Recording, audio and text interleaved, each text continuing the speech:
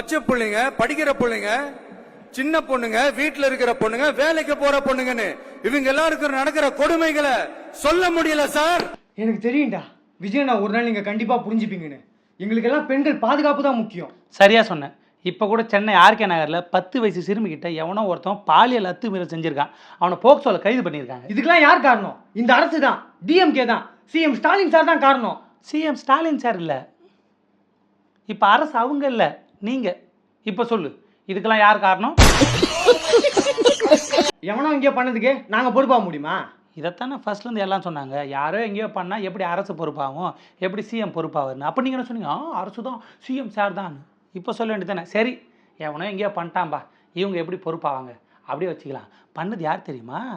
அண்மை செய்தியை பார்த்து வருகிறோம். சென்னை ஆர்கே நகரில் சிறுமியிடம் பாலியல் அத்துமீறலில் ஈடுபட்ட தாவேகா வட்ட செயலாளர் கைது செய்யப்பட்டிருக்கிறார். சென்னை 43வது வார்டு தாவேகா வட்ட செயலாளர் தினேஷ் என்பவர் கைது செய்யப்பட்டிருக்கிறார். சாதா தினேஷ் இல்லை, ஸ்னேக் தினேஷ்.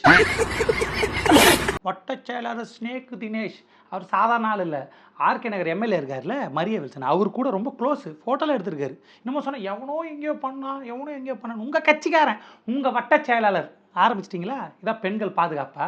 இப்போ பேசு, இப்போ சொல்லு, பதில் சொல்லணும், கோவப்படக்கூடாது, பதில் சொல்லணும். ஏன்னா நீங்கள் பொறுப்பில் இருக்கிறீங்க.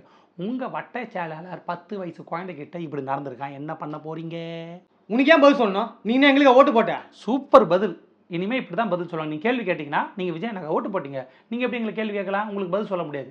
இந்த மாதிரியான அருமையான பதில்கள் அடுத்த 5 வருஷத்துக்கு இருக்குது. சரி, நான் ஓட்டு போடல, ஒத்துக்கிறேன். ஆனால் என் தங்கச்சி போட்டுச்சு, பதில் சொல்லு, பதில் சொல்டா.